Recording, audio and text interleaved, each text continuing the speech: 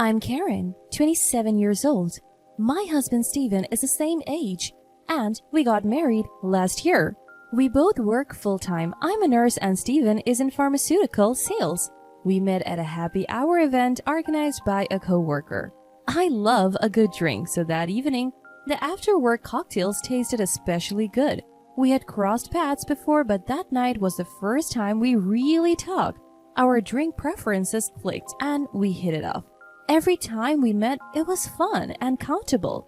So it didn't take long for us to start dating. On my birthday, Steven confessed his feelings and we officially became a couple. Our favorite dates involve finding hidden gems that serve great drinks. I love wine while Steven is into sake. Our differing tastes actually make it fun as we get to teach each other new things.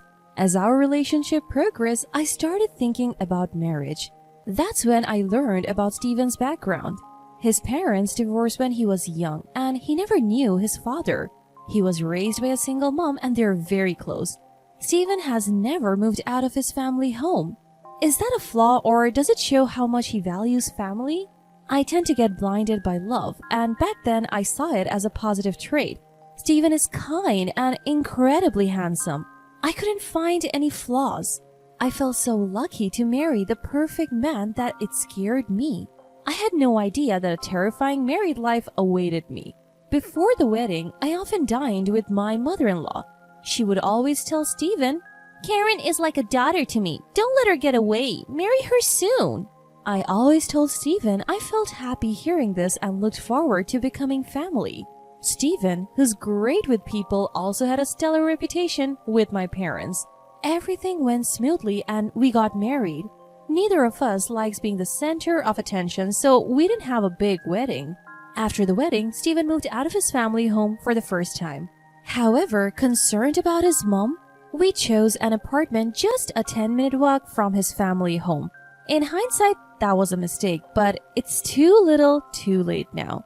My mother-in-law, who used to treat me like a daughter, changed after the wedding.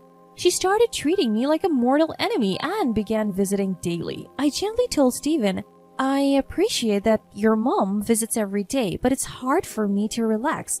Could you ask her to come less often on work days?" Steven responded, Why? We're family now. Mom gets lonely. She loves to talk and hates being alone. I wish you would be more understanding.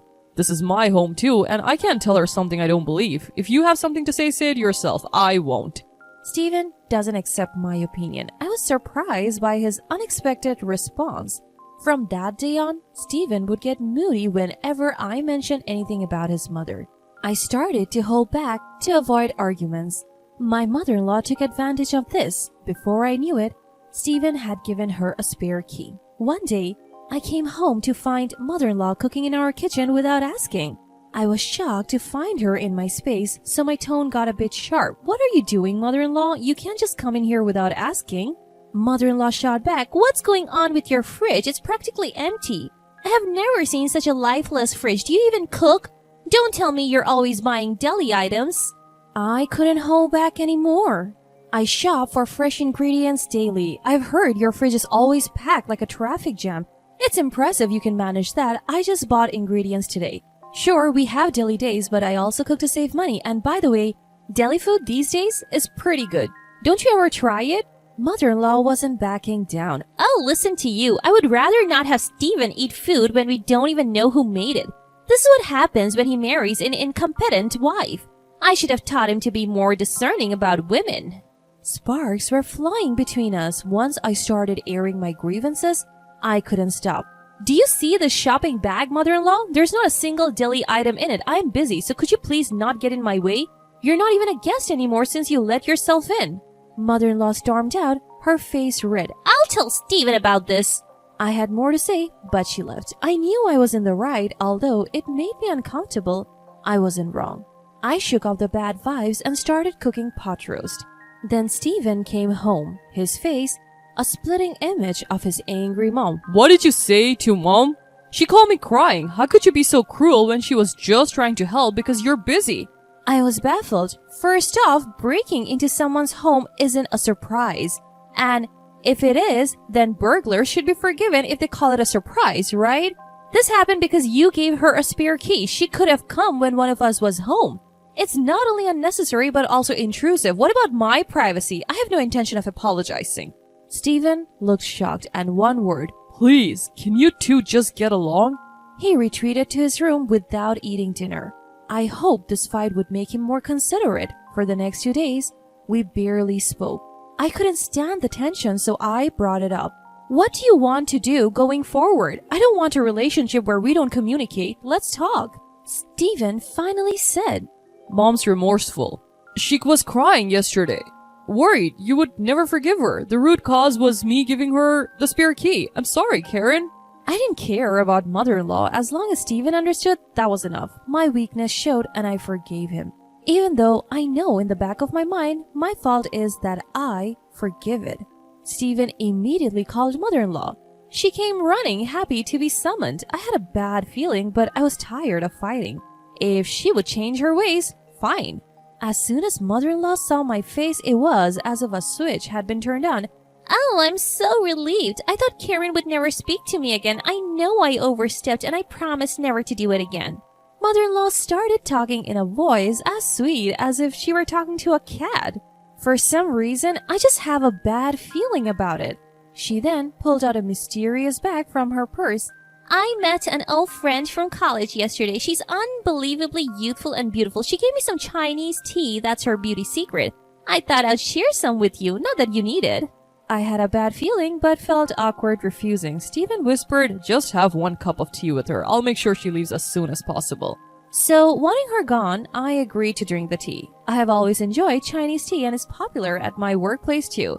Mother-in-law quickly poured hot water into the tea pack. This tea is supposed to be good for your skin and boost female hormones. You guys are thinking about having kids soon, right? If you like it, I'll tell my friend to get some for you, she said, placing the cup in front of me. The aroma was a bit unusual, but I took a sip anyway. It tasted strange, but I downed it, thinking it was just a new flavor. However, my bad feeling came true. I woke up in the middle of the night with stomach pain, feeling half faint. By the time I felt better, it was already morning. There was no doubt about it. The only thing I had consumed that Stephen hadn't was the suspicious Chinese tea. I told Stephen about it, but he didn't take me seriously. Karen, that's a terrible accusation. Mom brought that tea to make amends. You're making it sound like she poisoned you. Don't you feel ashamed? It's probably just an upset stomach. Mom would never do something like that. Stephen wouldn't believe that I was being malicious, but without evidence, I couldn't press the issue. Still, I have been wary of anything from mother-in-law since then. Just before Stephen's birthday, mother-in-law called. Karen, I'm cooking for Stephen's birthday. You can come or not, it's up to you. You're busy, right? Maybe you should take some time to refresh yourself. She was planning to celebrate Stephen's birthday without me. I have been scared to eat anything from her since that day. And homemade food was out of the question. But I was planning to spend Stephen's birthday together, so I felt upset. I thought we would spend his birthday together since we are newlyweds. I assume you have celebrated with him every year until now, so from now on, it's my turn. Before I could finish, she cut me off.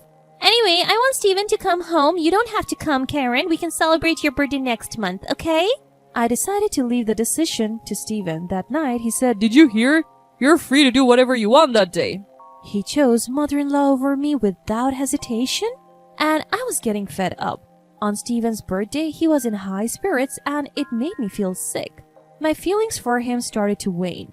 He seemed to enjoy celebrating with just his mom becoming more of a mama's boy, and they started dining out together more frequently. I'm busy with work and can't focus on that all the time. A month flew by, and it was my birthday. We usually celebrated at our favorite restaurant. I assumed this year would be the same, but Stephen surprised me. Mom wants to celebrate your birthday with us. She would be happiest if you two got along. I was so shocked, I froze. Stephen, still in high spirits, didn't notice. I said, I wanted to celebrate just with you, Stephen. We weren't together on your birthday, so let's spend mine together. For some reason, Stephen thought I was being polite. No, you don't have to hold back. Mom offered, so it's fine. He just didn't get it. I had no choice but to be firm. Stephen, no offense to mother-in-law, but I want to spend my birthday just with you. I want to go to our special restaurant. Then Stephen suddenly got angry. Don't waste Mom's kindness. You're heartless. Why haven't you noticed that Mom didn't invite you to my birthday? Just do as I say. It's already a hassle. I was done arguing. And then came my birthday. Instead of a restaurant, we were at home and of course mother-in-law was there. Neither of them seemed interested in my low spirits. I started to get angry as I saw them enjoying themselves in the kitchen. Then the lights went out and the cake came in. I was angry, but the cake helped me cool down a bit. Before blowing out the candles, mother-in-law announced she had a gift. I bought a wine worth $5,000 for your birthday celebration. Let me uncork it right away. The packaging looked worn and the cork was crumbling. Is this what they call vintage? Mother-in-law poured a generous amount of wine into my glass. Even in the dim light, I could see the wine was cloudy. Memories of the Chinese tea incident came flooding back. I took a small sip. What is this? I spat it out immediately and turned on the lights. I turned the bottle of mother-in-law's so-called $5,000 wine upside down in the kitchen sink. Wine flowed down the drain. Stephen quickly grabbed the bottle from me. You're terrible. Apologize to Mom. What do you think you're doing? I saw what it meant to have a face filled with anger. Stephen was glaring at me. I poured wine into the glass Stephen was holding. Can you drink this then? Stephen looked puzzled but stubborn. He took a sip. At that moment, mother-in-law shouted, Stephen, don't drink it! Too little, too late. He spat it out immediately. What the heck is this? Mother-in-law took the wine away from Stephen. A shocked Stephen asked, Mom, where did you buy this wine? We need to file a complaint. This is fraud. It's spoiled. Mother-in-law looked guilty and said, That wine was just sitting in the back of our kitchen. It's 50 years old. I heard on TV that it gains $1,000 in value every year. Vintage wines are properly stored in wine coolers. Upon closer inspection, the cork was more damaged than I thought. It was cloudy and smelled like mold. Even Stephen couldn't hide his surprise. What bothered me was mother-in-law's "don't drink it." I suspect she knew it was spoiled, but she would never admit it. I couldn't forgive mother-in-law for this. Can you please leave? I can't keep my composure. Just get out of my sight.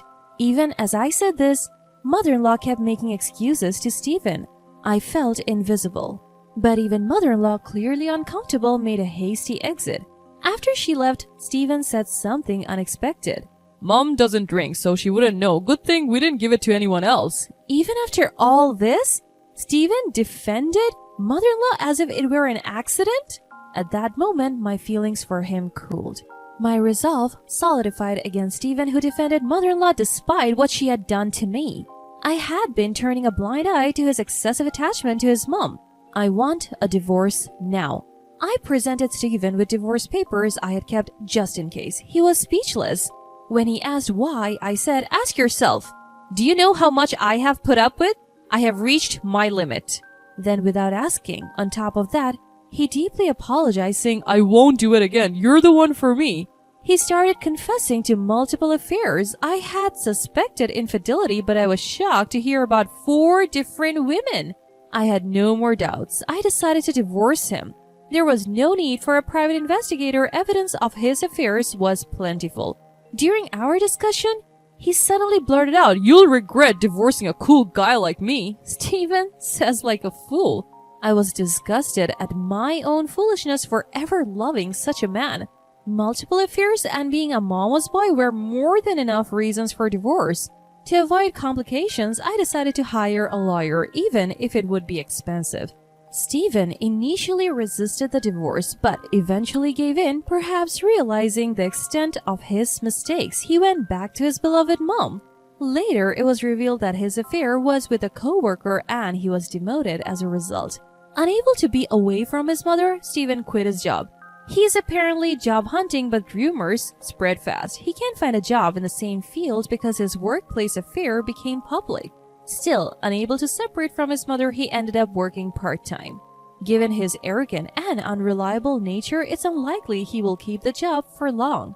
I need him to work steadily to pay me alimony. For now, the payments are coming in without issue, so let's call it good.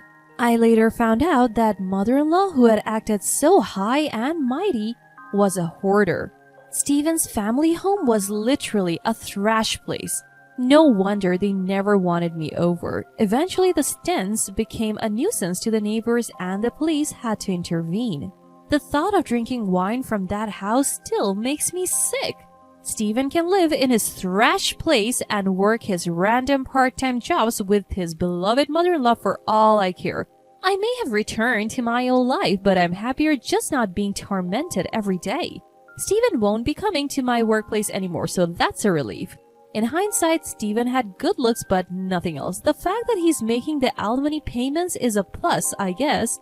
Breaking up made me realize this: love is indeed blind. I have learned my lesson this time. I'm putting romance on hold for a while. I want to focus on my career.